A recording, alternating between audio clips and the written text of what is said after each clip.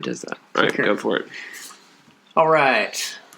This is Empires of the Future, the Church in a Time of Change. My name's Jackson Van Dyke. I'm here with my friend Matt Castro. What's up? What have you been doing, man?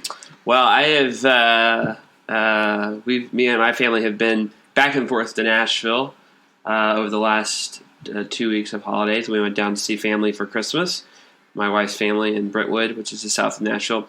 And then we went back because we had Hamilton tickets. We had opening night Hamilton tickets for Hamilton and Nashville. So now, is this the same set of actors? No, it's not the same actors. Okay. And so I guess, I don't know if this is the first. No, I don't think it is. I think I did a little bit of reading. So Hamilton opened on Broadway in 2015.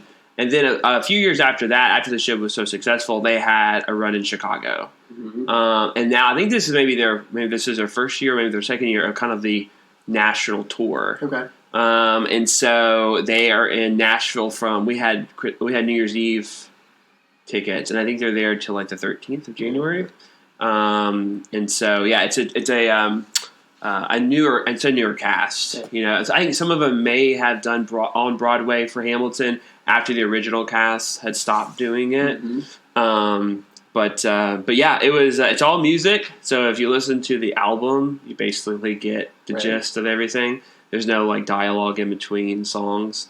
And I was walking away from that, and I'm a big West Wing fan, and that show when it was made was a little bit of an oddity that people would eat up that content. I mean, kind of heavy political show. Right. You're not talking about a thriller. It's not 24. Right. This is just like most of the drama is like political dealings, back rooms. Like, how is that interesting?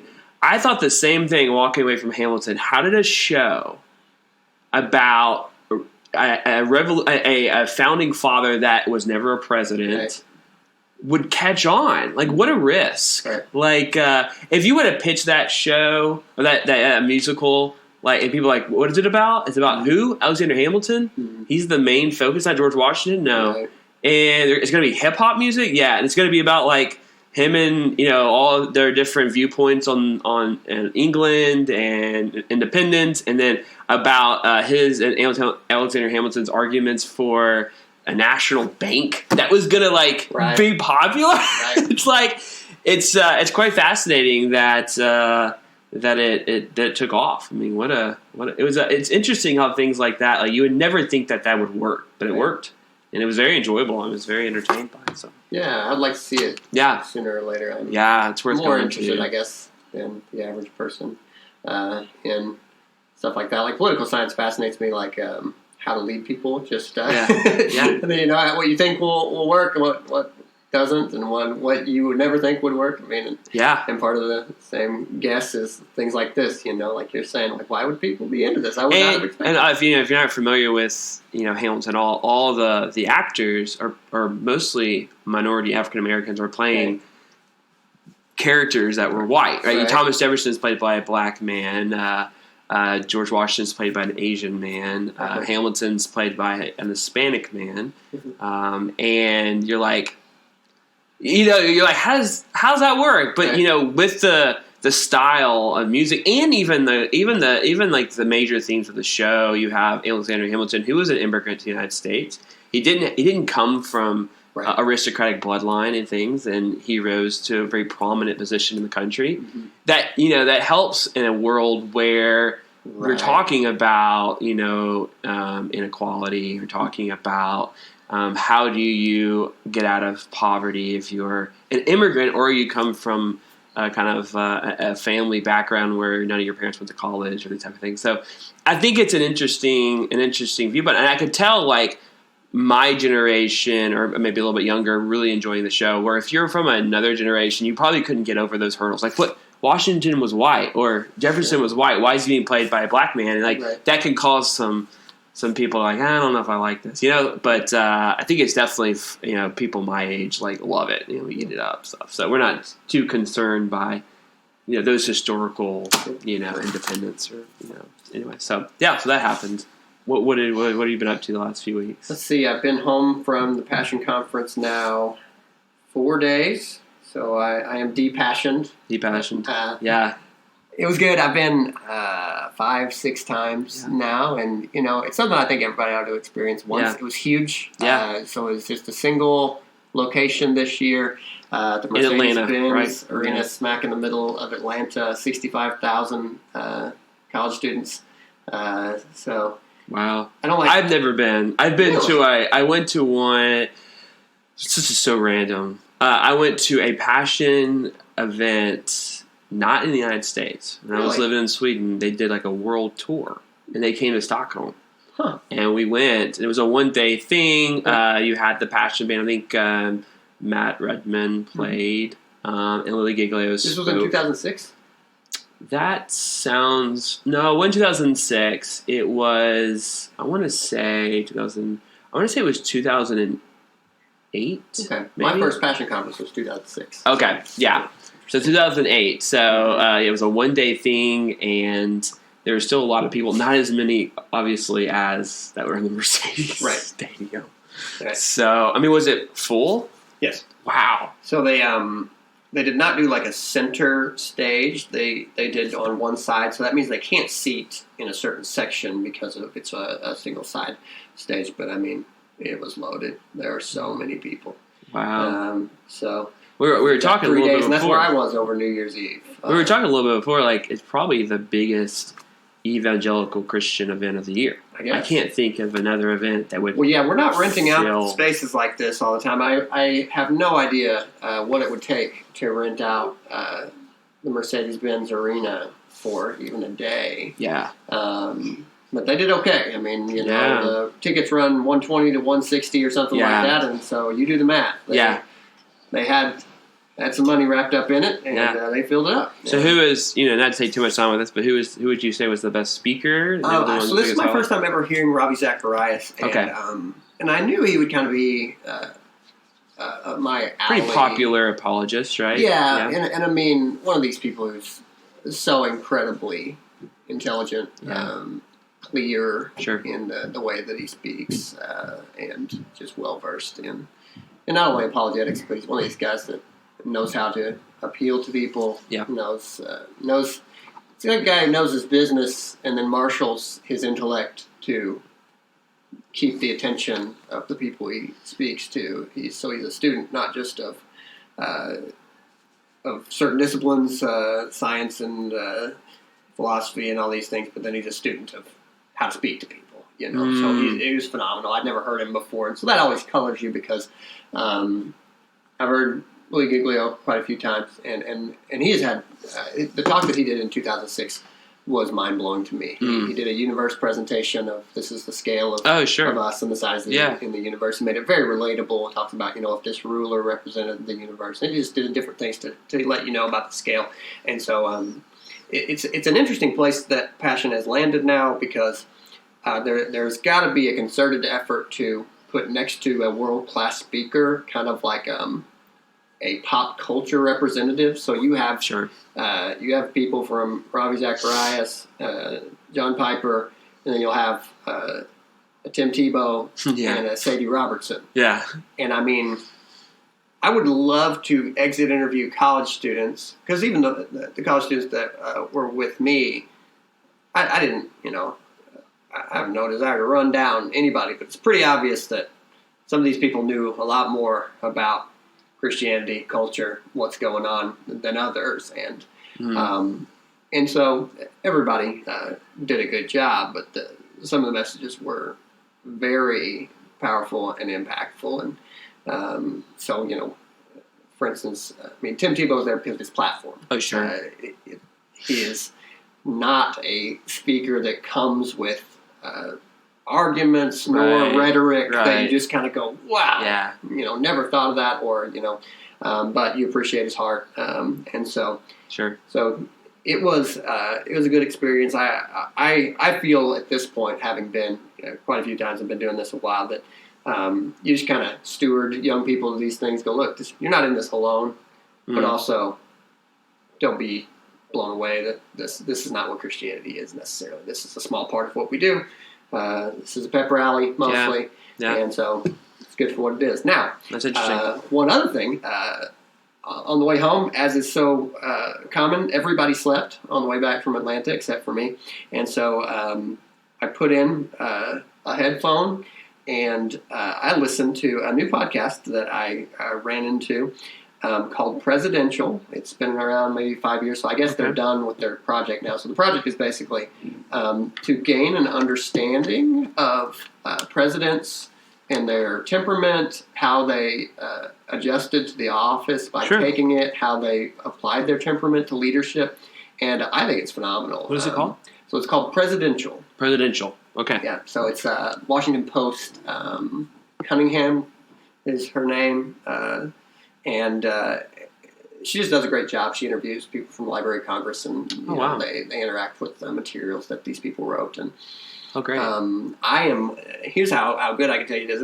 Each one's about 30, 40 minutes long, and I am up to James K. Polk. Oh, wow. So I have very much enjoyed this podcast. Plan on James K. Polk from the great state of Tennessee. There you go. Yeah. Only served one term. Yeah.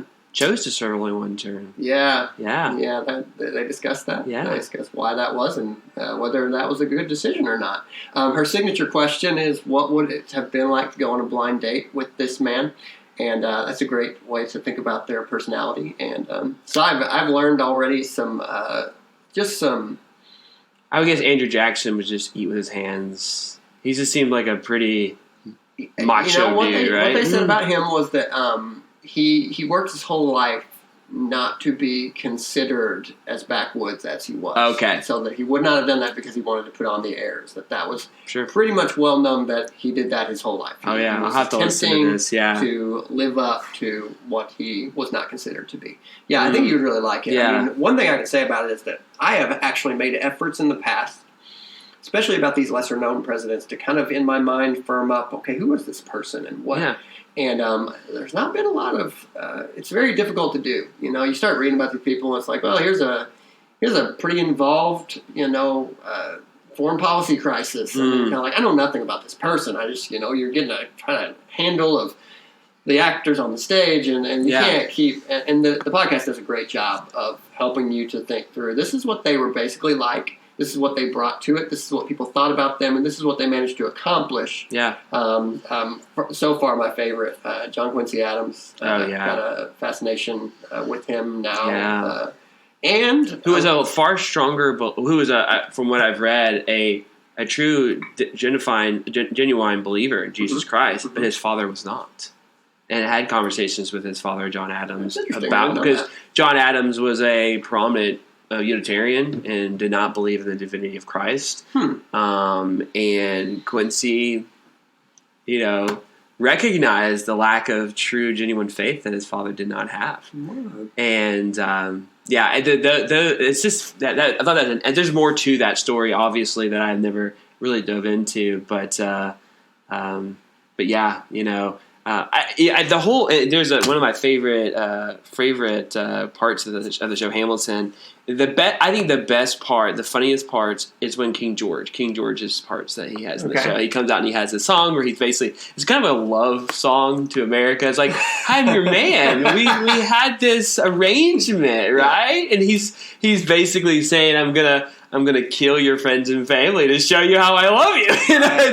It's really quite humorous. But they do these like 3 different parts for him where he comes out and he kind of does a narration a little bit through song, through his own eyes of the Revolutionary War. And the last one is like George Washington has chosen to step down. Right? He's not gonna be king, basically, and live and be president till he dies. Right? Yeah. That has never happened. Right.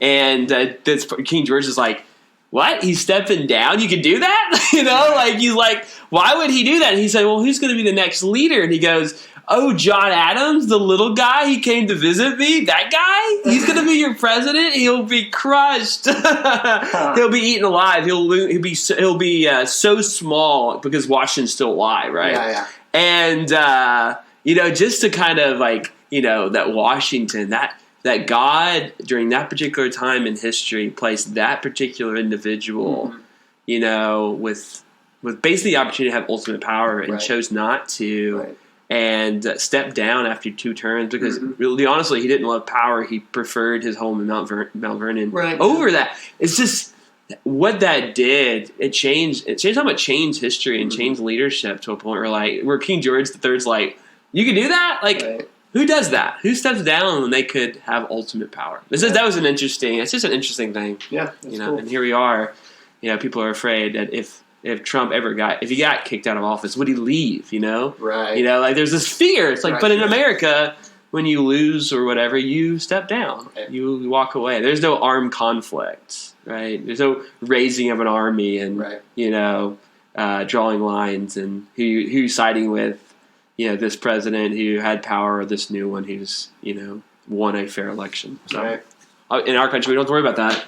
Hopefully that continues. That's the plan. So cool. A lot of things have happened, I think, over the last few weeks since Christmas and entering into 2020. Yeah.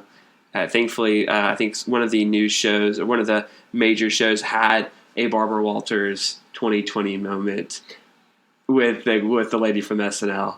And it was a good laugh. I think it was like ABC or something like that. I didn't see that. Oh yeah, it's quite funny.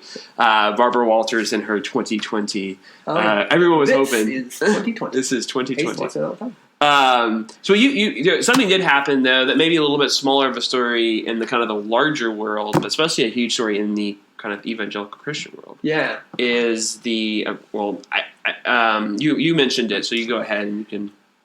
So Mark Galley. Mike Galley. Yeah, I couldn't remember his name. Mike Galley. Yeah. Yeah, Mark Galley, editor of Christianity Today, well-known magazine, Evangelical World. Now, Charles Hodge? Is it Charles Hodge and Billy Graham? I know Billy Graham. I thought it was Carla Hitch Henry. Maybe you're right. Maybe it's Henry. Yeah. So it's been a flagship evangelical world.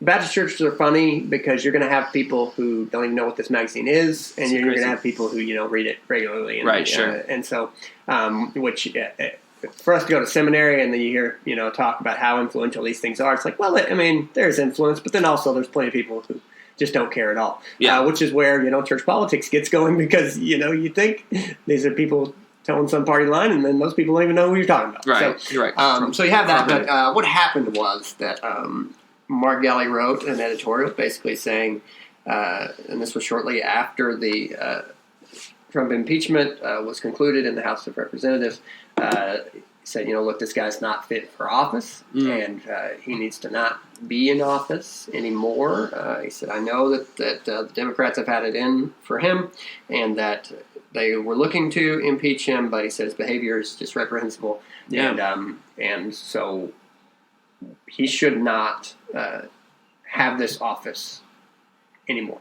Yeah. And there were statements about how we try to stay above politics, but this is just too far for us. And you mentioned that he was outgoing already. I believe as the so. editor, is what I believe your understanding is. And to me, whether that was always going to be the case or what, if this is the way he feels, hey, you want to write, speak your mind, do it. There were obviously consequences to this. People were in an uproar about it. It came out. I remember I got home from seeing a movie, the new Star Wars movie. We'll talk about that later. And in the same night, this editorial had been released from Christianity Today, and J.K. Rowling had released a controversial tweet about protecting women in the workplace who feel that women who have biological organs as women and not just anybody can claim to be a woman, and that, the world was up in arms over these two things, and I went, man, I went to a movie and a lot has happened in a short amount of time. Yeah. And so Franklin Graham came out against this, but Franklin Graham's been pretty well known as what did he say? His father, who is the founder of the magazine, would never have agreed. Yes, and then said that his father voted for Donald Trump in 2016, and it's pretty widely known in the evangelical world that Billy Graham was not for the last few years of his life. His mind wasn't terribly clear, right? But anyways. This was expected in any event from Franklin Graham. As expected, a lot of people have weighed in on this. People from Liberty University came down, again, predictably on Donald Trump's side. It's resulted... And basically even saying, a lot of people have come out, well, this is not too surprising because Christianity has lost its founding views. It's a liberal magazine, which, I've read it several times. Was a subscriber for a little bit. I don't know if I would ever say that per se. Right. So, right. I mean, what is so difficult, I think, about the time that we live in is that there is nuance to be had. Right. But if you don't want any nuance, there is someone who will say to you, no, it's black. Yeah. Or no, it's white. And, right. And obviously, there are voices. But, I mean, there have been evangelicals who have said Donald Trump is a bridge too far from the beginning. Sure. And I think that one thing that has happened as a result of this is I don't think that the mainstream media can just claim all evangelicals are given over to Trump. Sure. Whole cloth. Right. Right. Which is good.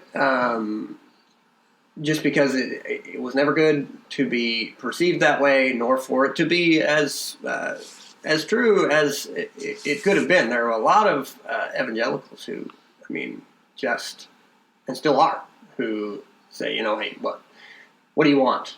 This man is the man for our time and our man for our time. And sure. That is a lot to be saying. And so there are groups within evangelicalism. If it took something like this for the mainstream media to clarify that, then good. I just listened to a podcast today that questions did this accomplish much? And it's like, well, look. Yeah. Christianity today does not have a whole lot of influence in this culture. I was just reading, they have like 130,000 subscribers. Right. That's not going to cost an election. Right. Somehow flip the needle and go, oh, Trump's losing the evangelical vote. Right. Yeah, so, but it does, I think you're right, though. It does present at least that people will understand that this is a far more complicated issue for evangelical voters than simply, oh, Trump has an R on his name, push button. Like, there's more to it in that. And it's always been that way. I think that's one of the biggest problems in American politics and in the evangelical, subculture is, we have this same problem. We think votes are just such a simple thing. Like, oh, yeah, I always vote Republican, so I push R. Voting in your political position is just a complicated matter. There's more to it than that. There's certain issues that you're passionate about, some issues you're not passionate about, and so it's not simply, well, evangelicals vote for Republicans, I always vote for Republicans, therefore they agree with Trump on everything he says. No, that's just not the truth. I didn't vote for Trump, I didn't vote for Hillary as well, but there's certain things about the whole Republican platform that I don't necessarily agree with. There's some things that I do agree with, and so it's not so simple that everything that Republicans stand for, all evangelicals stand for. Right. It's just not the truth. Right? It's not the truth. So I did read that. And I think one of the things I got a little bit of criticism on Facebook because I read the article and said, I think his reasoning is pretty sound. That if you thought that President Clinton should have been impeached because of you couldn't trust him in the office because of the actions that he did, connecting that with Trump, that if he did do this on his own behalf and trying to have another country investigate a potential political opponent, can you trust him in the office? I think that's an interesting argument to make, and I think it is something that you have to consider. Should he be trusted? Right. And you can come down on different. You can say, well, I don't think this was a big issue, and therefore I can trust him. Okay, then that's how it is for you. But others, it may not be that simple. Right. Yeah. Yeah, and it's two things simultaneously I think are going on. One, always remember that elections come down to this choice between two people. That's it. And that's all you get. I have found plenty of articles. Strange. There have been plenty of articles shaming evangelicals for taking part in President Trump's nomination and President Trump's winning the election. And that is what democracy is. Sure. Is that sometimes you end up with the lesser of two evils. It's so often been talked about. Right. But the thing to be said for the editorial is that we are not yet to another election. Yeah. And in the meantime, it is. I mean, one thing that was shocking to me after watching some of the West Wing, which you recommended to me, is how much of politics is determined by polling. Sure.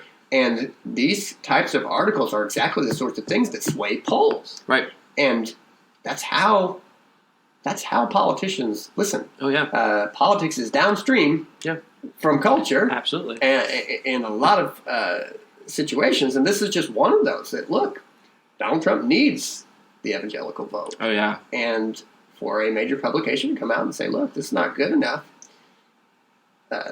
if it gets another talking to, or if it sways him to handle and control himself on Twitter or in any other arena, this is needed. And if he has to be a one-term president because he can't control himself, then he does. Right. And we cannot, while we have to realize that sometimes it does get down to those, just a single choice between two people, we are not there right now. And so in the meantime, you've got to push buttons, you've got to speak your mind. And so I understand what's going on. What I wish is that this was what journalism was. Can you imagine if you were reading op-eds regularly and this person said, look, I've got a real opinion I'm about to share with you, and it's not going to be popular among part of my base, and it may not be popular with the people I'm speaking to, or the new people who don't pick up on it. You're right. Well, those would be some interesting editorials to read, but instead, most of the time, we get party line editorials, where like, ooh, wow, it's just so surprising that, a CNN editorial is coming out on the liberal side, and it's so surprising. I mean, and not just on the liberal side, just party line every point. Yeah. And then we have the Fox News editorial that's going to come down on the conservative side. It's like, wow. If you're interested in this type of stuff, if you're really interested in like journalism and how journalists should present a somewhat impartial and trying to state views and facts and viewpoints, just recommend, like, if you have the time and you want to watch some interesting movies, watch All the President's Men, which is great, and talking about the Watergate scandal and the journalist from Washington Post who basically sparked a lot of that. And the also kind of a precursor to that is a newer movie that came out, I think, within the last year or so, with Tom Hanks and Meryl Streep, called The Post. Okay. Great. Just talking about how, and what's so interesting to me with The Post is that a lot of these, like, especially these big newspapers, like Washington Post, New York Times, Wall Street Journal, the editors and the owners of these papers know the politicians. Like, they're friends. They have dinner together. They have cocktail parties together. And you get this with The Post. And it's like the Katharine Graham, who owned the paper, her husband had passed away. She has to make these decisions that I need to release the Pentagon Papers, that they were able to and publish these articles about some of the major issues going on during the Vietnam War. And she was having to basically tell friends of the face, like, this is going to get reported. Right. And I know it's going to make you look bad, but the facts are the facts, and people need to know it. Like, that's interesting to know that these aren't just simply journalists in a back room just writing articles. And there's real people involved, and there's real friendships that go back. And I don't know if it's true as much today as it was maybe in the 60s and 70s, but like, sometimes to state what is true, you're going to lose some friends over it. And that's why even, I know that, Russell Moore got a lot of flack because during the election he came out against Trump and said he wouldn't vote for him. He probably had to look a lot of people in the face that probably maybe at that time where he was friends with or people he knew and say, I can't support him, and I'm not going to publicly say that. And like, well, no, you have to. And he's like, no, I'm not going to do that. Like that. Right. That's where it's really. These aren't just blank people just making blank decisions. Right. These are real people putting relationships on stake to defend what they believe. Right. I think you got to give them, even if you disagree with Christianity today, you got to give them respect for doing something that was unpopular amongst the evangelical world. So, one thing that well, we can just jump. I don't know if you want to jump into Star Wars now, or you want to talk a little bit about Iran. This is the Iranian thing is something that I think is fascinating. I don't know about you, Jackson, if you think this is something interesting, or it's just kind of this happens in the Middle East. Bad guy sends rocket and kills good guy attacks bad guy. That's basically what's going on. But I'm not sure if that's something that you've kind of been drawn into, or you're just kind of new to this. So, I'm caught up on it. My understanding is basically that this guy's not a head of state, but he's very near, and so that makes this more serious. He's a head of state that was known to be doing reprehensible. Yeah. Killing of American military personnel during the Iraq War since 2003, I believe. During that war, he has been really the go-to strategist when it came to the Iranian kind of action during the Iraqi War. And if you're unfamiliar, even though the U.S. did fight against Iraq in the Iraq War, the Gulf War II, but the Iranians were very much involved as well, kind of as a proxy. And let's just say that they killed up to 600 American soldiers since the beginning of the war through just roadside bombings and things like that, just really being a major pest. Even though we didn't have direct confrontation with the nation of Iran, the thought of this will cause a war. We've already been at war with Iran. We've lost 600 soldiers. You can pretty much say if you've lost 600 of your own guys, you're pretty much at war. I think, right? Right. Right. It is not diplomatic the way it has been carried out, which is what is to be expected of Donald Trump. Now, one thing I will say about him that is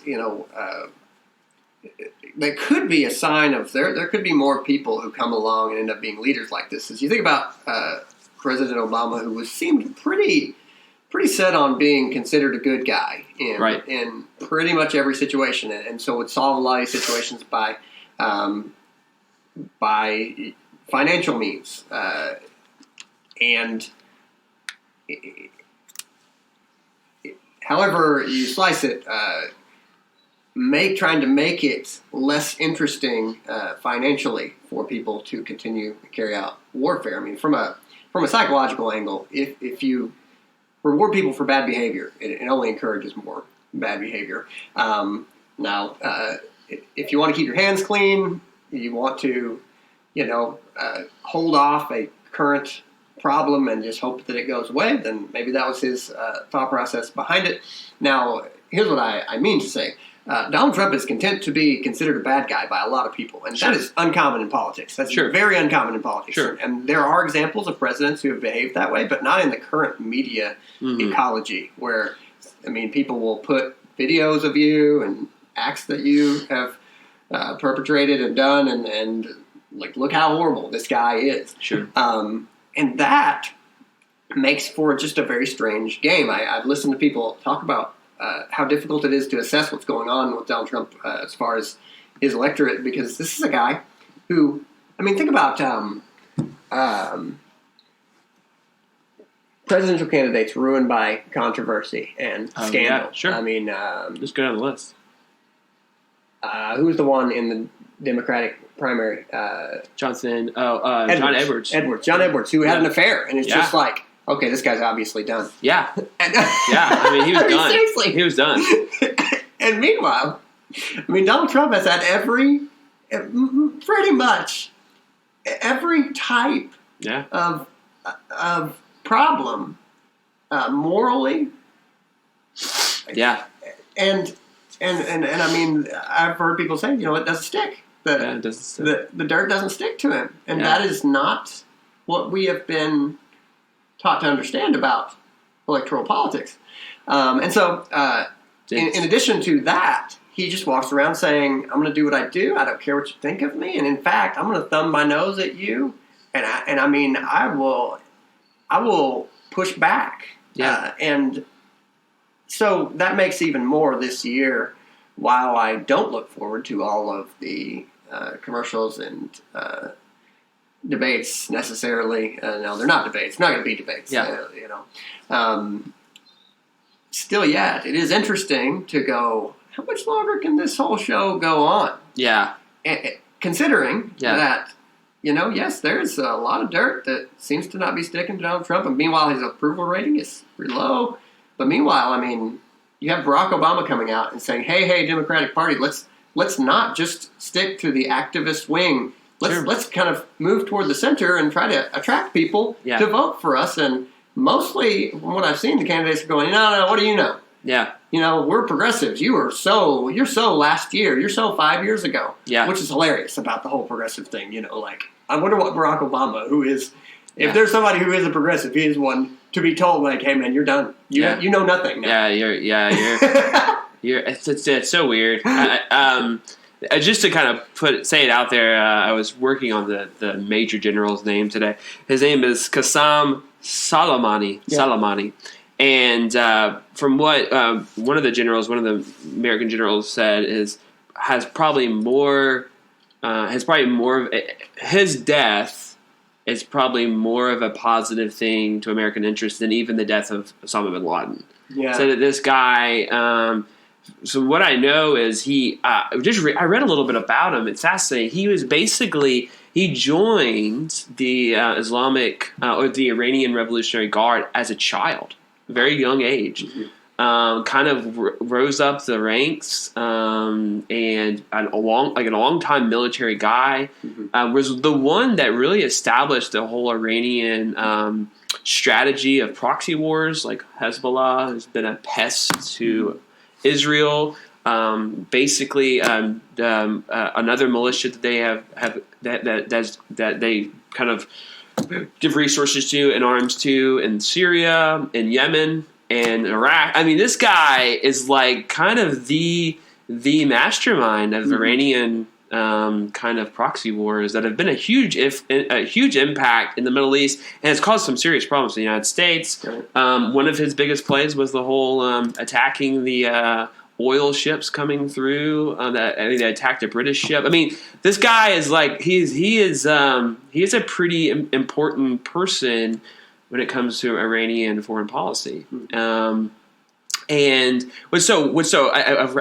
was watching the Golden Globes last night a little bit, and one of the someone won an award, and in their speech she went off about starting a war with Iran and stuff like that. And it's like this guy's a pretty bad dude. Right. He was an enemy of the United States. He was in his military uniform, and it wasn't any different than what President Obama did several times with drone strikes and stuff, which was a big issue during his. So, like this, I think and you're hitting it right on. I don't really think it's necessarily that people are in arms that an evil general who's killed American soldiers was killed. I think it's that Trump did it, and there's such a when people, it's not rationale.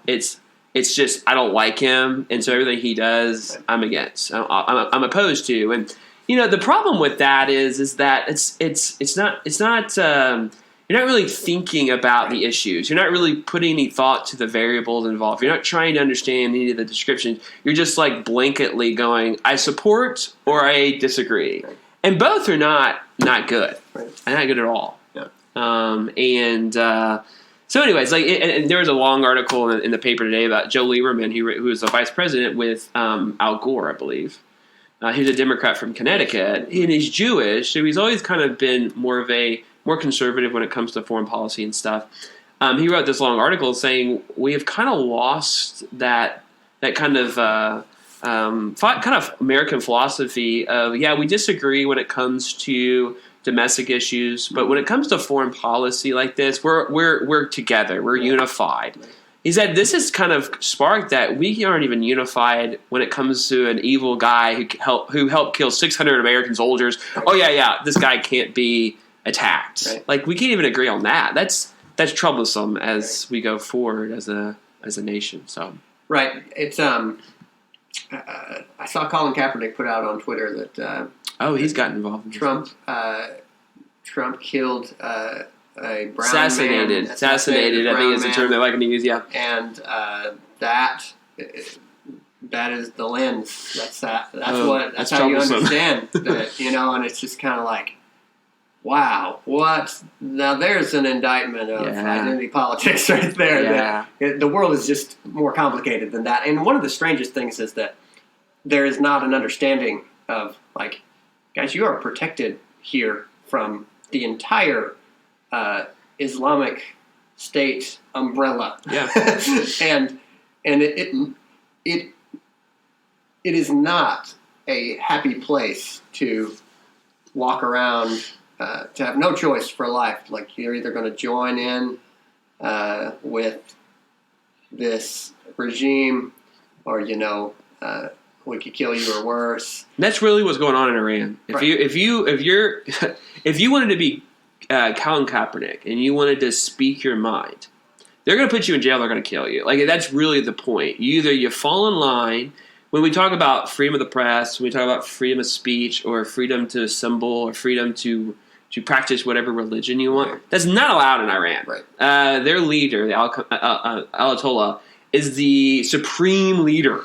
I mean, and he wears his cleric religious garbs. So therefore, their religion, their theocracy runs the country. And so they don't support freedom of expression, or even in the United States, we can burn the American flag. Like, you legally can do that. You can't do that in Iran. So, like, guys like Soleimani is you have a man who believes really strongly in a very iron fist, anti-freedom, anti-liberty nation, and I just to defend that with your freedoms, I think it's troublesome. And I always think, what was it like for, like, King David to be king? Like, I would think a situation like this would pop up during his rule. Like, okay, we have an enemy of our people who has possibly raided some of our villages and towns. Right. What do you think King David would do in that scenario? Well, they would probably have eliminated him, right? Well, and the hopeful side of me looks at where we are and kind of goes, okay, look, globalism has been on the rise for a long time. Sure. And we're really there now. Like, if you want to talk to a random person from Japan or South Korea, I mean, like, if it is the internet connected world, you could probably just find a way to have a conversation with him in the next hour. Absolutely, yeah. Random, not just not just a specific person that already, a random person. Yeah. And that has led to the fact that people kind of go, these people aren't completely different from me, which would have been very different than David and his people. People would just go, like, oh, look, we can't even speak their language. They kill some of our people. We hate them. Right. And so we're dealing with this issue where it's like, these people are human too. It's like, yeah. And so we need a moral compass right now more than ever before, because it's like, look, there are evil acts. I mean, there are people who just go convert or die. Yeah. And it's not just rhetoric. I mean, yeah. And the videos that have been released of these sorts of actions, you would think, would shock people into the reality that, look, there are levels of disagreement that we can have based upon what we think is philosophy of governance, all the way down to you don't sit down at a table with somebody who is a serial killer and is wanting to murder you and your family immediately. So you don't, we're not in discussion. But meanwhile, where we are right now is in this country, in a lot of places, is no, I'm going to use that I don't speak to you in certain situations that are about ideology, and then I'm going to give space and leeway to people who are known killers, murderers. Oh yeah, it's pretty nice. And if you want to say, I mean, this is the thing about it morally. If you want to say, well, maybe they're misunderstood, well, you better be prepared to do some reading. Yeah. Because you can't just make that statement and go, but I'm also really busy and I don't have any time to justify my argument that this person maybe is misunderstood. Maybe they're just trying to protect their country and this and that. It's like, look, I am completely on board with the people who say America should not be trying to get into the middle of the politics of every country in the world and tell them how to do their business. Sure. But we do have alliances. We do have alliances. There are lines in this world that have been crossed as far as countries trying to invade other countries, and this is the way global politics works. Is if you don't protect your allies, then you don't have allies. Right. Right.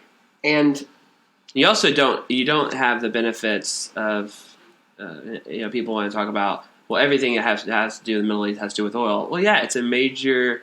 I mean, every day they'd say on the market, oil is up, oil is down. Like it's a major traded thing. I was talking to my wife about this. How many things can you think of that are dependent on oil to run or to be able to be produced? There's so many things, and so it's a major commodity in the world, and that's a region where a lot of it comes from, right? And so when you have groups of people who are disrupting that trade, that affects a lot more people. And so just simply saying, well, oh yeah, oil prices will go up or down a few bucks. There's a lot of people that impact has far more effects than it may have for you. Right.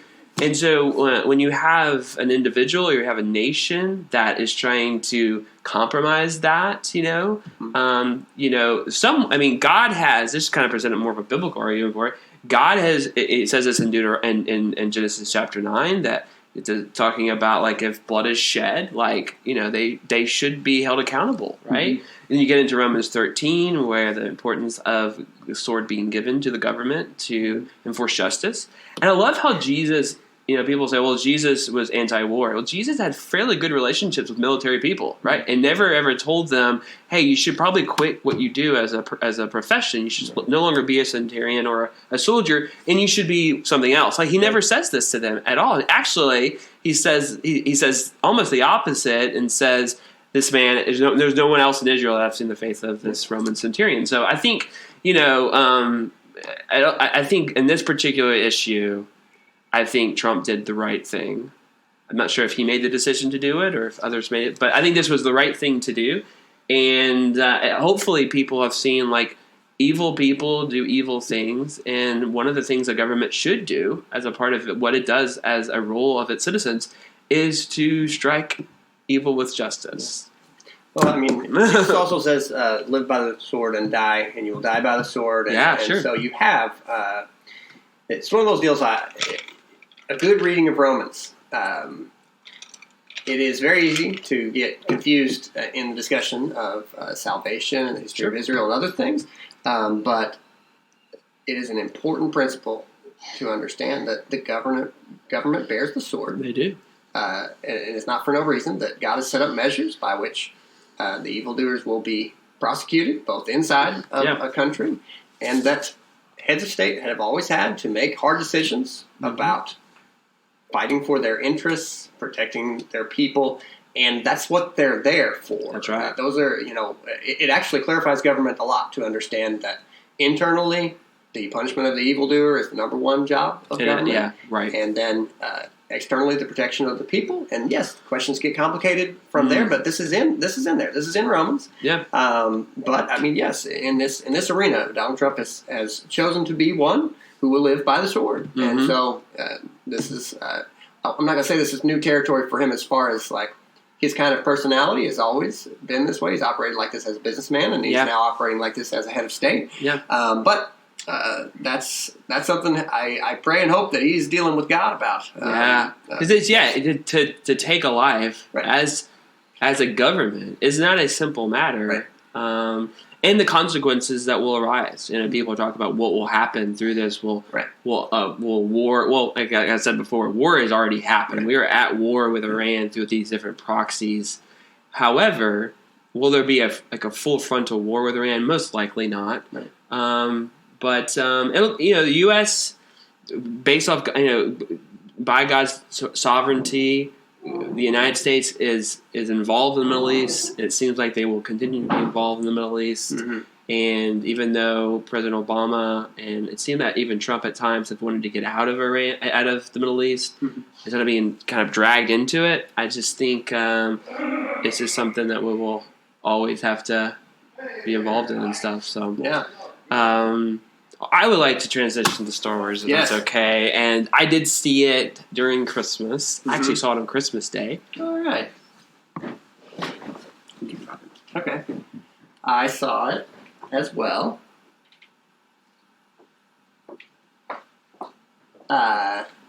So let's just start with the easy questions. Overall, how do you feel now that we've finished another trilogy? How do I feel? Come on, that's an easy question. Yeah, so a big fan of the original Star Wars trilogy. And obviously they came out before I was born. So had kind of this childhood love affair with them. Saw the prequels when they came out in the 90s. I'll be honest, loved them when I was in the. I mean, it had no problems with them. Maybe later on when I got into college and grew a little more of a cynicism, skeptical mindset, I criticized a little bit more, but still had a great love affair for them. Never really was really banging the drum that any more needed to be made, right? Was not a fan, really wasn't that much a fan of Force Awakens at all. And hated Last Jedi with a passion. Refused to watch it again, actually. Hate it so much. Yeah. Did watch it again and continued to hate it. Just hated it. So I came into Rise of Skywalker a little skeptical. My expectations were really, really, really low. And knew a little details I knew about the movie that they're going to bring back a major character or whatever. Yeah. Watched the movie, walked out of the theater, felt satisfied, in a sense was entertained.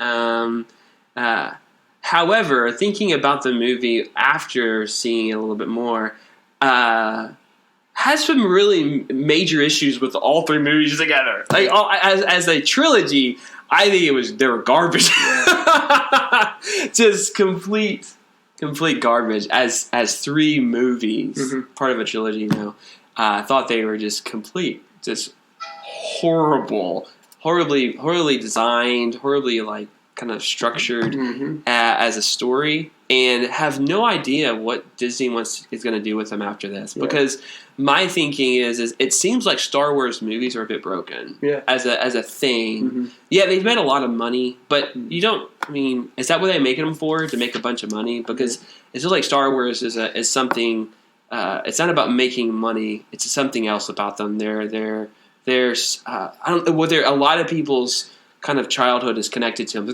There are more to them than simply they're an entertaining movie that I have no feelings about. There's a lot of viewpoints and passion and care that people have for Star Wars, and so I'm not really sure what Star Wars does after this, or what does Disney do after this, because it'll be interesting. So. As a conclusion, enjoyed the movie as a single movie, but thinking of them as all three, man, they were garbage. Yeah. So I mean, I have to say mixed. So I mean, I'm right around as a trilogy. I'm right around the C level. I think the last movie almost lowered the grade. I think to D, because I think it ruined Force Awakens. I just think it ruins the kind of the symmetry, I believe, with all three movies. I think it just ruined it. What they felt like maybe they had to do. Maybe J.J. Abrams felt like he had to do this, but I think it ruined a lot of major storylines. Well, the big problem you have is that there's this very vanilla Force Awakens where they kind of go. Okay, we're basically going to do the whole thing over again. Like, pretty much the same stuff. Even though, there's no reason why things should be in this state. They just are. They're pretty much in the same state they were in the original Star Wars movie. And then it proceeds in a very similar way. And then you have Last Jedi, which kind of goes, I don't like any of those questions that you had from the previous movie. And so I'm not even going to raise new questions. I'm just going to tell you that all those questions don't matter. Right. And then this movie's going to end. And then we come into this last movie, and this is the biggest problem. I literally, when I got done watching The Last Jedi, I thought about all the things that I didn't like. The thing that I liked the least was we have nothing to do in the next movie other than figure out if we really like Kylo Ren or not. And we did that in this movie. But meanwhile, I kind of went, but guys, you pretty much sent me signals that we're going to do something with him. We're going to try to like him more. Okay, but and we have no villains. And then poof, J.J. Abrams has to create a villain or resurrect a villain. One, actually. Which is not good for the original trilogy. I think it ruined it. It's like, all right, all of that fight was apparently like, this guy is just really hard, really hard to kill. Obviously, And the saddest thing is that there's an entire mythos, there's an entire set of ideas that Star Wars is supposed to represent, and they just is anybody thinking about that? No, apparently not, because we didn't even make a plan for 3 movies. We didn't have a plan for any of it. We just picked up some directors and went, hey, do you want to do a Star Wars movie? They said, okay. And then they did, and they didn't relate necessarily. And so squandering of an opportunity, for sure. And to know, it's not as if there aren't any people who can tie movies together out there. I mean, when you've got Kevin Feige, who, whether you like the Marvel movies or not, he tied 24 movies together. Like, people can do this. They just didn't count that as something worthwhile to do. And so I do still think that there are good stories to be told in this world. I don't know if they're going to tell them or not, because they're addicted, it seems, to going like, well, it's going to be big, it's going to be fast. The moments in this movie that we're supposed to care about, where certain new characters show up, we don't care about those, because we don't care about these characters. We don't slow down enough to care about them, and that's what's sad, is that they behave as if, hey, this person's kind of like Luke, so isn't it great that they finally made it? And you're kind of like, but I don't care. I mean, even the characters that you spent 3 movies with, you don't get to know them, nor are they round characters showing strengths and weaknesses, struggles, cares. They are not, and I mean, not only that, I walked into this whole trilogy going, they're probably going to tell me what it means to bring balance to the Force. No, and while you kind of go, okay, well, whatever, that's just kind of like mumbo jumbo. Okay, but that's pretty much what's behind this whole thing, and they have no answers. They have no ideas about what we're trying to do, and it's ended. And so it could be better. If you come up with some ideas about what this all means, it could be better. But we finished another trilogy. I don't think that history will be kind to these. I know there were this trilogy was strong in some areas where the previous the episode 1, 2, 3 trilogy was weak. The lead actors had chemistry. Oh yeah, and there's no problems with any of that.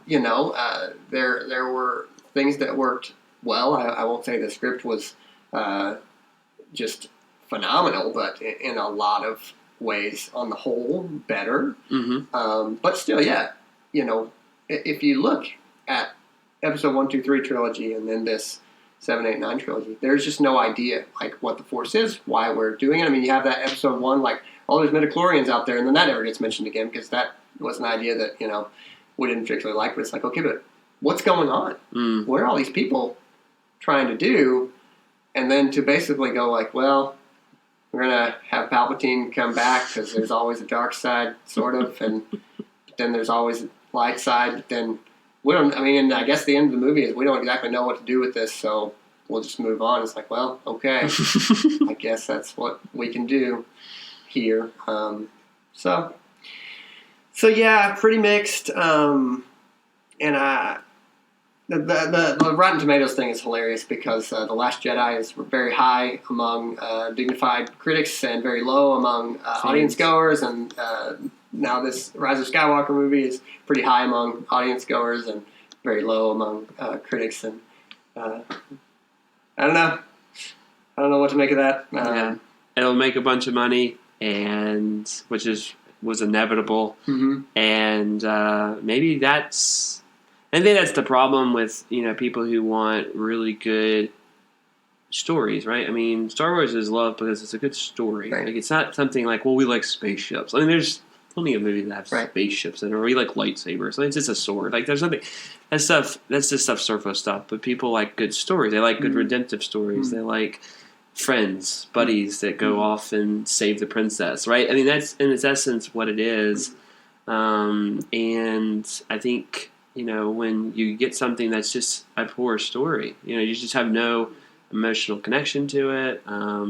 You just basically, like, we're just going to bring you nostalgia. We're just going to give you all the flavors of what you grew up with, and you'll be fine with that. And I'm like, we're not that dumb. We're not, just feed me, just more of what I love. It's like we want stuff that move us. We want stuff that inspire us, right? And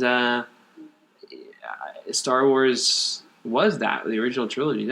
I would even say the prequels were very much like that, but they're just so low on that. It didn't provide very much of any of that. When I saw Force Awakens, I left the theater going, there's something missing from this movie, and I can't really tell you what it is, but something is just missing that I just didn't have. And I don't think any of these movies had it. They just didn't have that element of Star Wars. And I think it's because George Lucas wasn't involved. I think that pure, people go, what's wrong with these movies? Well, Lucas wasn't involved in them. That's why. I mean, that's the only thing I can come up with. Sidelining him from these three movies, I think it was the biggest mistake Disney ever made. And I understand the need to kind of own something, and he sold it, but I just think that was a fool. I mean, look at what Marvel's done. I'm not a big comic book fan, but Stan Lee was involved in a lot of these movies in some way. He was involved. I mean, even they put him on in the movies, right? Yeah. Lucas was kind of sidelined, and I think that was a mistake. Well, I think that's inevitable, given that he sold it and he's ready to be done with it. But a part of the criticism and a request I would just like to have for all of us is reward movies that will pace themselves a little slower and tell you about the people that we're working with. I mean, the Rise of Skywalker was sort of unique because they had to do some cleaning up. Oh, big time. And the beginning, you can tell they're kind of going, look, we're going to change a few things from the previous situation, and it's all just so crammed so fast. And you're supposed to care about where all this is going, and it's like, look, you can't just tell me, hey, look, Poe's got some relationship with this woman, so you care about her, right? Okay, good, let's move on. It's like, okay, it doesn't work that way. You have to give me something. I mean, I'm sitting here in the theater going, you know what I would like? I would like if this woman shows up with a child, and then you're not sure if that's Poe's child or not, just to give him something. This guy, what has he ever been doing anything else? Complicate matters somewhat. No, it's like, I mean, seriously, you're sitting there in this movie going, hey, he's pretty much the Han Solo of these movies. It's like, oh, really? I couldn't tell. You know what I mean? But he's Han Solo, except for we're going to grow him and make him listen to people a little more. It's like, no, you're going to sanitize him. And there's not well thought out plans for what these characters are. But I do think a part of this is on us as moviegoers to go. I mean, because look at Star Trek. The last 3 Star Trek movies have been just like, all right, guys, don't worry. It's going to be fast. There's going to be a lot of shooting. We'll even put some swords and motorcycles in there. You know why? Because that's what they tell us you teen boppers want. And it's not Star Trek either. Right. We want stories that make us think about our lives. I mean, like you said, Star Wars has actually been interesting because it's about family relationships. It's about who we choose to be with, and what kinds of things that we can stand for, what kinds of things we can, about redemption, and they took the time to build up. The pacing is slower in those movies, and I love action movies, but I don't want all of my movies to be action movies, and so I hope we can adjust. Because unfortunately, in a lot of ways, Star Wars is a victim of. This is the center of the American cinematic universe, so it's going to have to be huge. I mean, I was sitting here, and in part, I was going, we have to do an enormous scale space war because that's what we do. And that people would say if it were a smaller story, like you're saying about The Mandalorian earlier, you're saying that that's a smaller scale story. I haven't seen it, but I'm ready for some small scale stories, get to know characters, see what this world is like. That's what I want to see right now. So let me end it with this then. I've watched The Mandalorian, I really like it, and my wife likes it too, and she's not really into Star Wars all that much. Should Star Wars, the movies, just die? Should it be more small scale? And you can do that with TV shows and with Disney Plus and these other streaming platforms. You can do it fairly easily, right? You don't even need an audience to tune in every week at the same time to watch it, right? You don't need to wait. Well, do we need to have a lead-in show? What do we? You just put it on there on your site and stream it. Boom, bada bing. People can eat it and enjoy it, whatever. Is it just the movies just need to die because, it's just they just need to die. So I don't think so, mostly just because I'm a practical person, but I think that you make single movies. And until you look at these movies and go, well, this warrants some sort of trilogy or multi-movies, and you just tell interesting stories with characters that are complex, what would it be like if there were a person who had force powers but was paralyzed? I don't know. Come up with some interesting angles and then put this out there and explore the universe. I mean, this is the thing. It does not feel in any of these last three movies like we're exploring an unknown universe. We're walking around and kind of going, all right, everybody. You know about lightsabers? Because we heard you like those. All right, everybody. There's going to be some blasters, some fast spaceships. Somebody's going to turn out to have some family I mean, and it's just like, yes, I know that Star Wars has done a few things, but if the subject matter warrants it, then you do it. Mm. I mean, and it's just as simple as this. Sometimes it's there and sometimes it's not. I mean, The Hobbit did not warrant 3 movies. I love J.R.R. Tolkien. There just weren't 3 movies in there.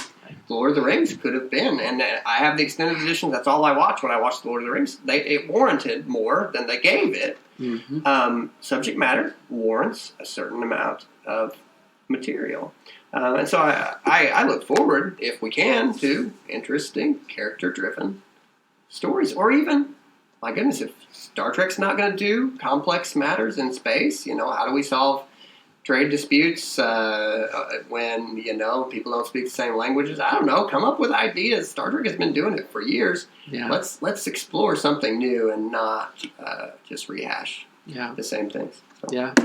Well, we're pretty opinionated about these kind of things, but, some people, they can just go into a movie, enjoy it, and don't think much about it. More power to. I know plenty of those people. I get but others, it's just like there's just things out of principle. He's just like, how dare you? That's right. And I'm there. The opportunities are great when you're talking about Star Wars. So. Well, great. So I think that's all that we have. Yep. Yeah. So do we have anything we say at the end? Do you have anything you say? This has been Empires of the Future. I always forget. Sorry. All right. Signing off. Yeah. Can I ask you a question?